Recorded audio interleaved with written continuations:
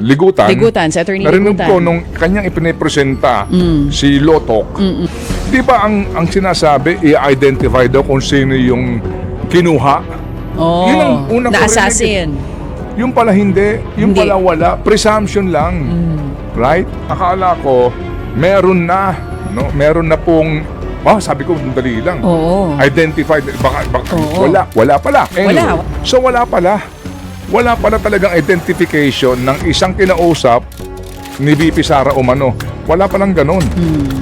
Di ba wala na. Wala. Wala na iharap. Oo. Mga mister na mga nasa prosecution, mawalang galang lang po, tanong, ano purpose ni Matibag? Ano po, maliban na lang kung gusto nyo mang-inis sa ibang mga senador. Aga-aga, birahe! Birahe! Balikan lang natin po yung manifestation kahapon ni Atty. Lorna Capunan na ika niya ang kanya raw po natutunan sa kanya pong 40 anyos mahigit na pagiging trial lawyer ay matuto ka huminto kung dapat ka nang huminto. Ganun sabi niya, no? Isa sa mga leksyon daw po niya. So ngayon, we stop. Sabi niya daw po, hindi na namin isasalang itong si Attorney Zulaika Lopez at yung pong HOR official na si Belio kasi nga daw na-establish na. So babalikan po natin. Yun nga po, meron na po tayong isang testigo.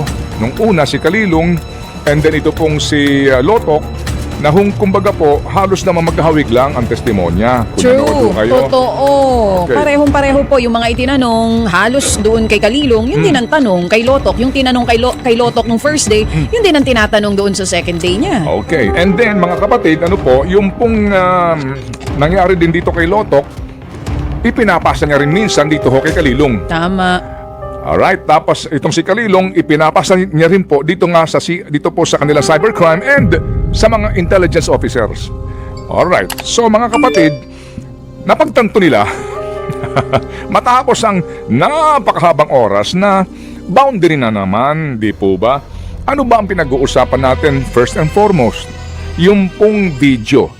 Wala namang question sa unang araw pa lang po ng presentation, authentic naman siya. True. Si Kalilong po is to authenticate yung video. Wala namang kumontra eh. Hindi ho ba? Yung pangalawa po, yung investigasyon na ginawa Yung daw po proseso. naman. Okay. At saka yung investigasyon. Tama. Tungkol doon po, paano nasabing grave threats at inciting to sedition. Yes, Your Honor. Alright. So kahapon po mga kapatid, paulit-ulit, paikot-ikot, paulit-ulit, paikot-ikot at doon pa rin po at doon mga kapatid napupunta, hindi ho ba ang usapin. Doon naman po na klaro naman na settled na. Ngayon, siyempre, kukontra ang depensa at sasabihin na sandali lang.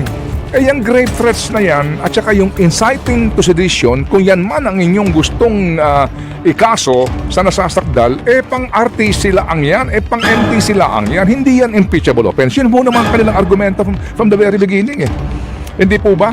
So kumbaga mga kapatid, panahon na para ituloy na ito doon sa kanilang tutumbukin din sa bandang dulo. Settled na po ito Hindi po ba?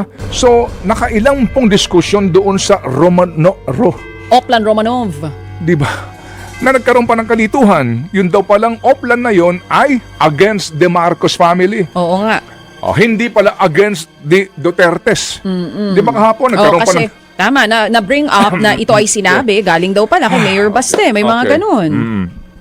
So, ito lang po ay pagpapaliwanag lang po natin sa inyo para maintindihan po ninyo yung alam niyo yung itong article na ito at saan ba ho ito tutungo at kung paano nga kung maaari po lamang kumamarapatin na umiksi-iksi ang diskusyon kasi nga doon na lang po tayo dapat mag-focus sumentro sa gusto ho nilang patunayan. Hindi po ba? Alright, so mga kapatid, naka-schedule daw si Ginoong Matibag sa Lunes. Ang tanong natin, ano ho ba ang nais ng prosecution napatunayan kapag po humarap sa Ginoong Matibag? Ano kaya? Ang sabi nila, sabi ni Atty. Tolosa ay Para pa rin doon, may kinalaman pa rin doon. Sa video, sa threat na ginawa sa video, doon pa rin iikot. sa investigasyon Yes. na ginawa ng NBI, doon po wala naman yung ating inaasahan, nagmensahe nga ako sa isang, hindi ko na matiis, no? Humingi ako ng paumanhin sa kanya, hindi ko na matiis. Oo, minessage mo na. Narinig ko si attorney, yung pangalawa na, yung Si Binluan. hindi, yung si attorney, Ligutan. Ligutan. Ligutan, si Attorney Narinig Ligutan. ko nung kanyang ipinipresenta, si Lotok, ang sabi niya, Your Honors, this witness will help. Sinabi siya na, parang will establish, no? Yung hitman, yung assassin. Yung assassin. Parang gano'n. Oo, yun ang, kung gabay, yun ang ano niya, forward niya. Babalikan ko yung O sige, hanapin mo yung mismong dali ng sinabi Your ni Honor. Ligutan. Sige lang, Mr. Chair. Hindi, ito. Kasi nga nabanggit mo, usually bago humaharap yung witness, pinapaliwanag kung saan patungo yung pagharap ng witness doon sa impeachment court. Established by the word? Nabura. Oo. Nabura. O sige. Oo, kasi yung kanyang nabubura ewan ko. Basta iba talaga pag mayaman yung may hawak nung okay. Anyway, okay. 'Di ba ang sinasabi, i-identify daw kung sino yung kinuha? Oh, Yun ang unang na ko rinig. assassin.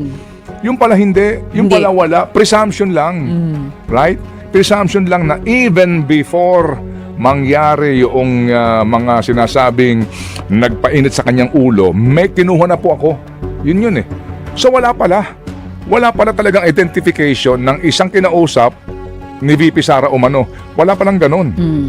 Di ba wala naman. Wala na iharap. Oo. Ang sinasabi lang Walang ni Loto, napatunayan na meron. Oo. Sa kanila pong pag-aanalisa, sa kanila pong pag-aalam, pag-uusisa, ang presumption nila meron na. Oo, kahit Pero di nila alam kung nasan yung hitman. kung sino yon hindi nila alam. Correct. Okay.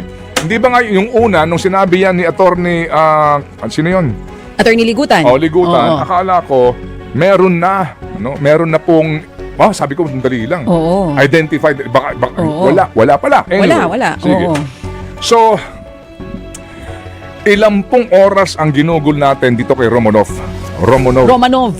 Operation Romanov. Ilang oras pong ginugol natin? Inimbestigahan nyo ba yung threat sa buhay ni VP Sara? Naging patas ba kayo Oo. sa threat na ginawa kay VP Sara at kay Oo. Pangulong Marcos? Yeah. Mr. Presiding Officer, for my future plans, gusto ko lang itanungin, no? Nag-deliver ba sa rest house? Kasi hoy! Oh, ako naman, ang gusto ko itanong, Mr. Chair, may kaso ka pala. Ba't di nyo pinansin? Okay. Okay, ganito.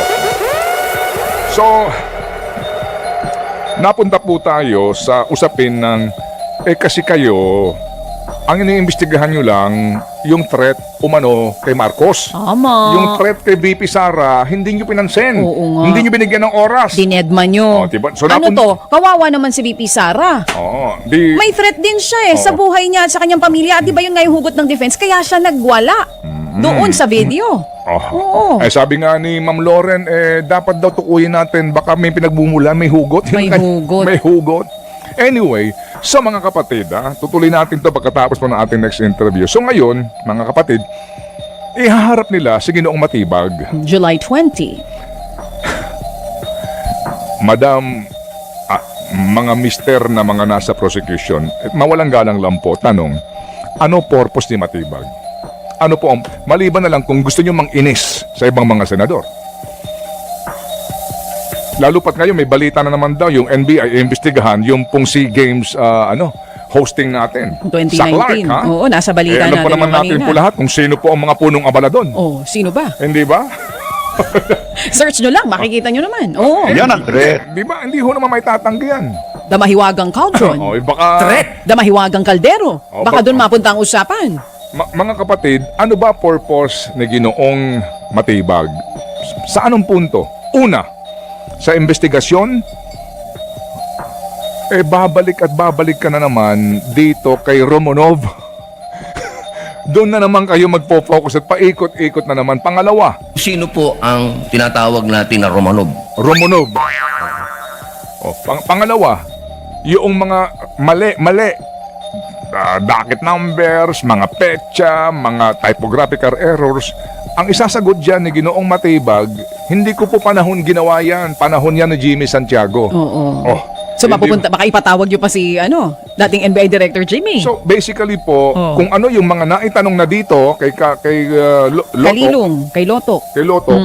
most likely, yung pa rin po itatanong sa kanya, and most likely, mga kapatid, wala naman po sigurong sasabihin na napaka-material, napaka-mabigat na mga usapin sa Ginoong Matibag doon sa punto ng pag-establish kung nakagawa ba ho ng grave threat at inciting to sedition ang Vice Presidente. Mawalang galang lang. So, pag isinalang nyo siya, malamang po at malamang paikot-ikot na naman tayo, mag-aaksaya na naman po tayo ng napakahabang oras para po sa mga isyong na pag-usapan na at hindi na nga po dapat panghahabaan ng kwentuhan dahil ang lahat ng ito ay pupunta naman doon po sa betrayal of public trust issue.